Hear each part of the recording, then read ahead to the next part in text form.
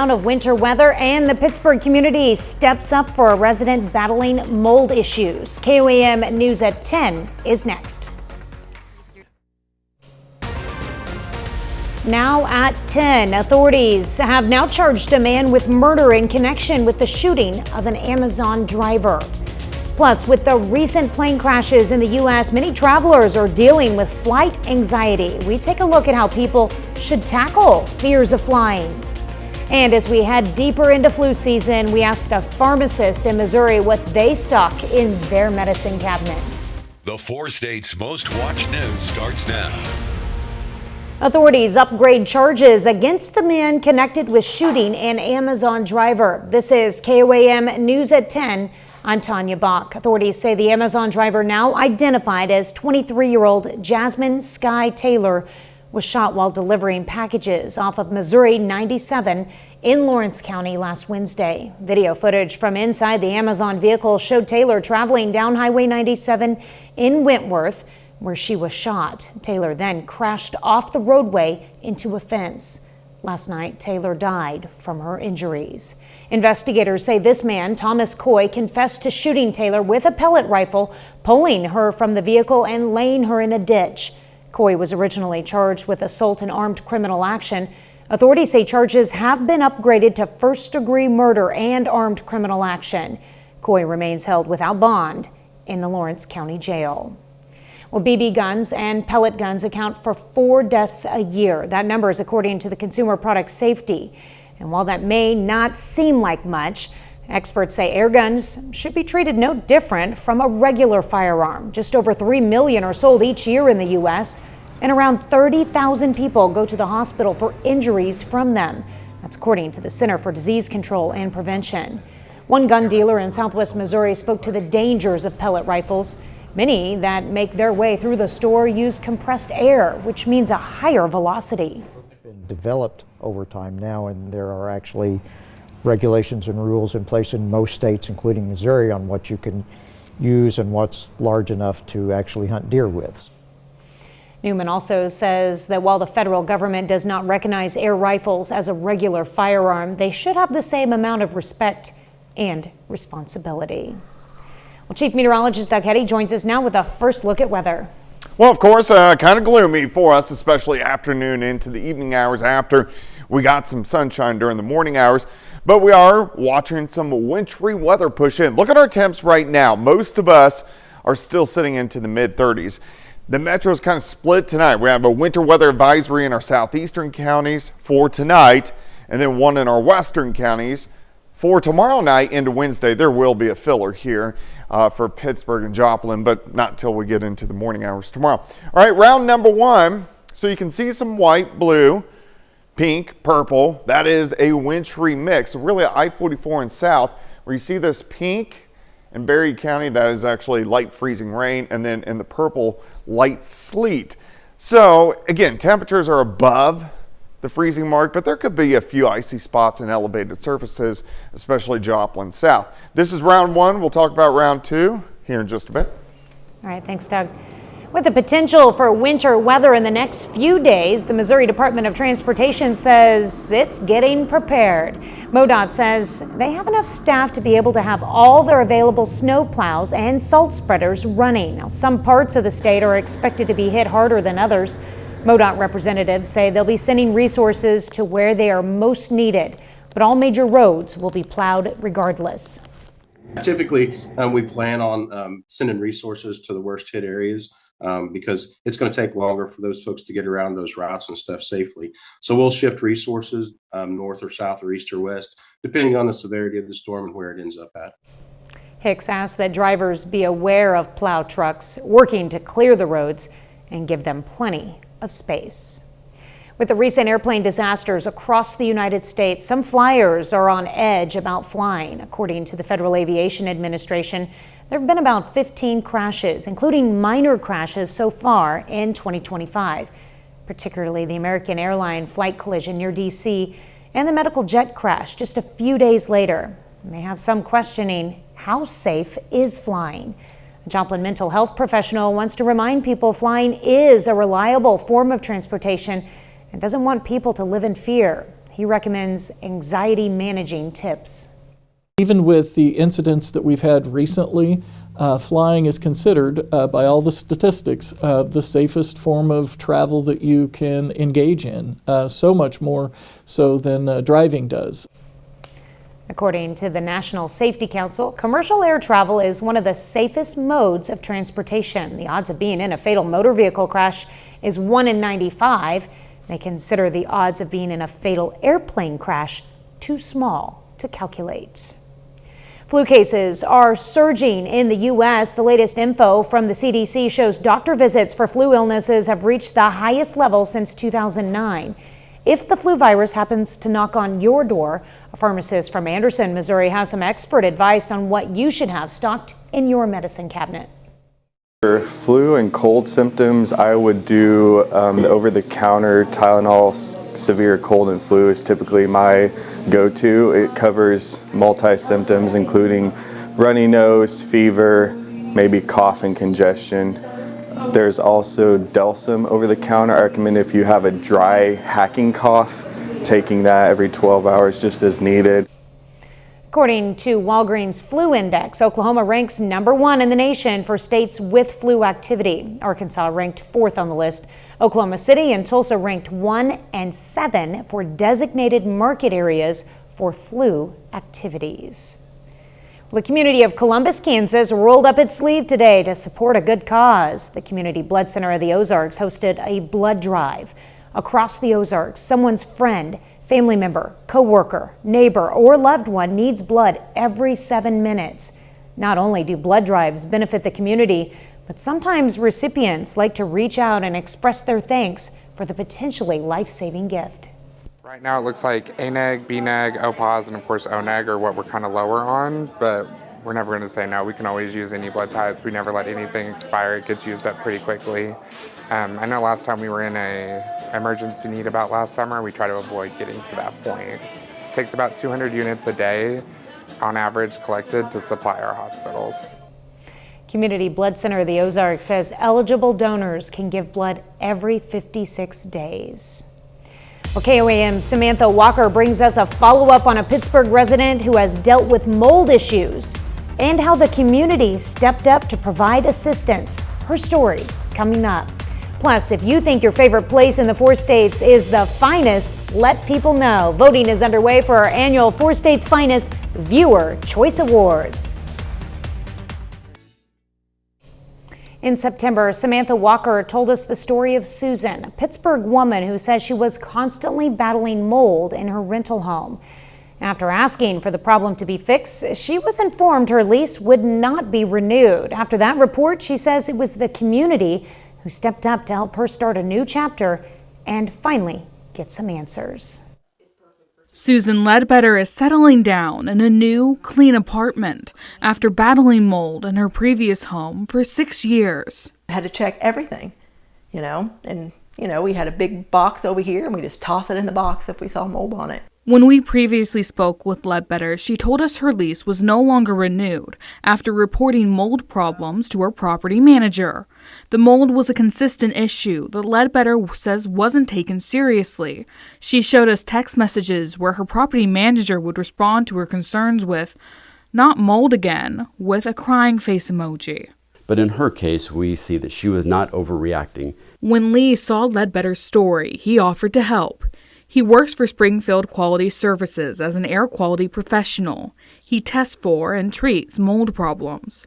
Lee visited Ledbetter's home. Once we began our investigation, we started to see relatively quickly that there was aspergillus present on surfaces and in areas where mold tends to hide out. The investigation found the mold Ledbetter knew wasn't gone. It's kind of like an aha moment. It's kind of like, yes, I knew it. Tape lift testing and air samples located heavy amounts of aspergillus, a type of mold found in places which have or have had high humidity. Lee says aspergillus has a species attached to it called Aspergillus fumigatus, which when breathed in can cause an allergic reaction or infection in the sinuses and lungs.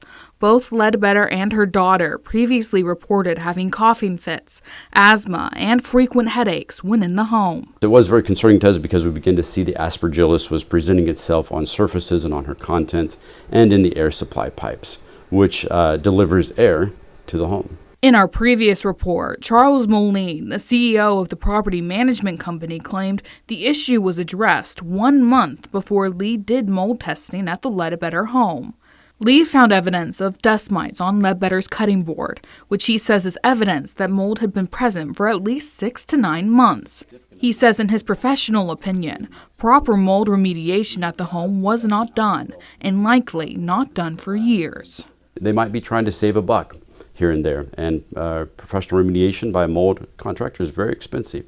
However, they have to understand that their client or their tenant's health is at stake. Ledbetter says the results are a reassurance after years of experiences she says weren't taken seriously. It just felt like a huge burden was lifted. As Ledbetter plants roots in her new home, friends and family have helped her replace ruined items.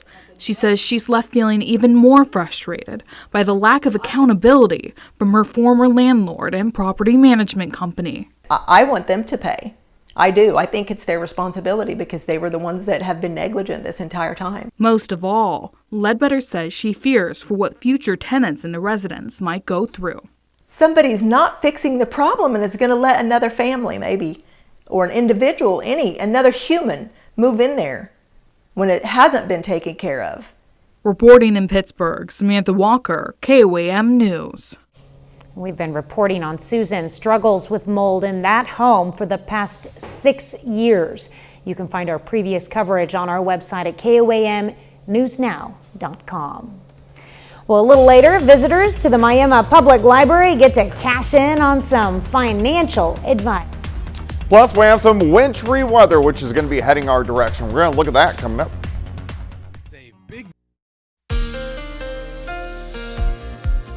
Well, of course, we are tracking some potential wintry weather into the region.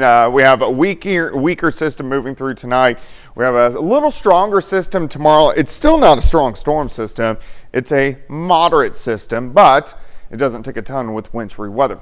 All right, what we have out there right now, it's just very light rain, very light sleet, mainly across our southern counties, but some of the roads are going to be a little wet this evening. We do have a winter weather advisory in Lawrence, Berry, and also Benton County. This is for tomorrow night when we get some snow and sleet pushing in. So system 1 working across northeastern Oklahoma, northwestern parts of Arkansas, southern Missouri. You can see some blue, some pink, some purple mixing in. So in the purple here, that is some light sleet, and then that pink up through Berry County into eastern parts of McDonald County is a little bit of light freezing rain.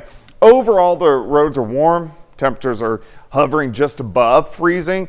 So we may have some slick spots on elevated surfaces, but I don't expect a whole bunch of issues, but be careful if you are going to be out. So we'll continue to see that light wintry mix kind of sticking around next several hours. Again, look at our temperatures, 32 to about 34 degrees.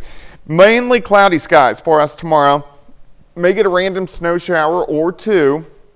And then as we get into the evening hours, I think we're going to start to get a little bit of freezing drizzle north of I-44, drizzle south of I-44. Snow will start to pick up in our northern counties after midnight. Our central counties, most likely sleet and snow, which brings the numbers down just a bit. Again, this is a stronger system than what we're seeing tonight, but it's not a strong system.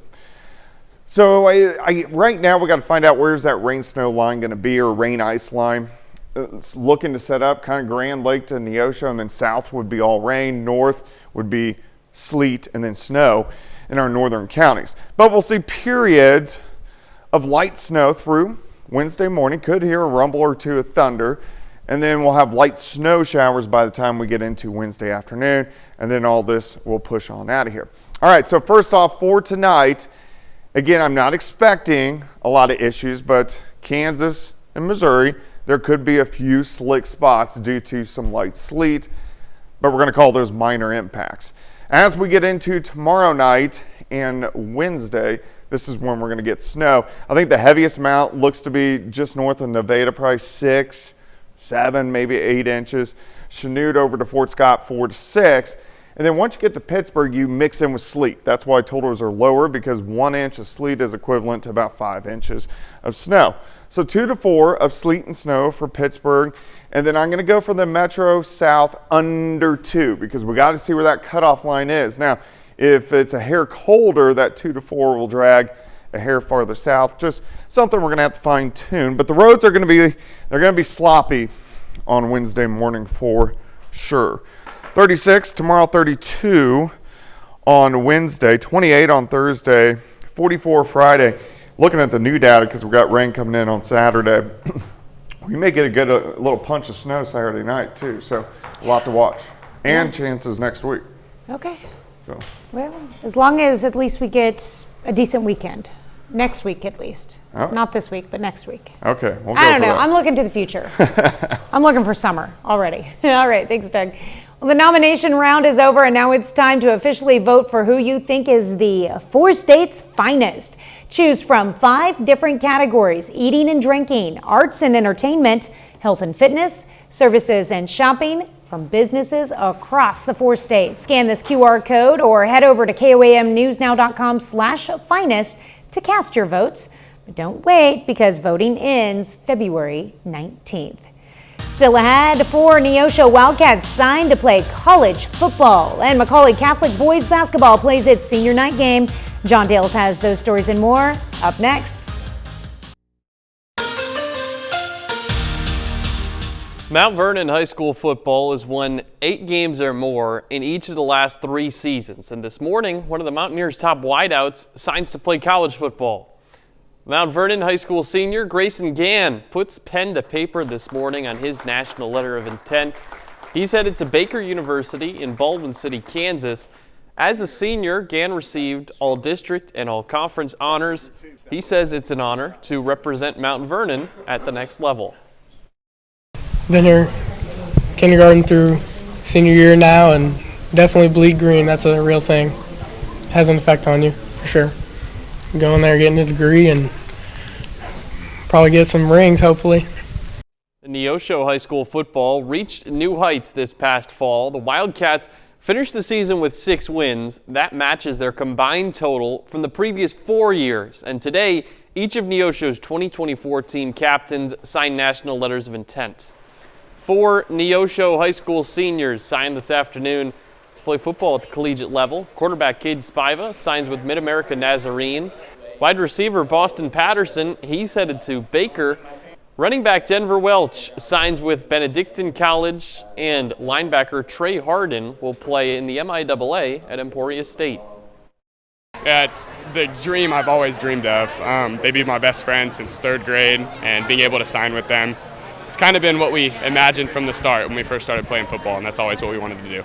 It feels great. You know, I've always wanted to play college football. I knew from a young age, and I always knew that I wanted to go somewhere and be somebody and kind of put this town on the map, if you will, and kind of give it a bigger light for younger kids, you know, coming up, to get them more chances to get recruited also. I prayed about it a lot, definitely talked to some family and friends, but I feel like God wanted me to go to this school, and I'm 100% committed to Him, so I just trust Him. The second I stepped foot on campus, it felt like home, and the coaches just welcomed me with open arms from the get-go, and it just felt like the place that resembled Neosho the most, from like the family, the community, everything. And closing out with high school hoops, it's senior night in Joplin for Macaulay Catholic. Warriors are 17-5. They're taking on Halfway, who's 16-3, ranked 7th in the state. Early first quarter, Shane Gallivan gets an open look at a corner 3, and he buries it. That puts Halfway up by 5.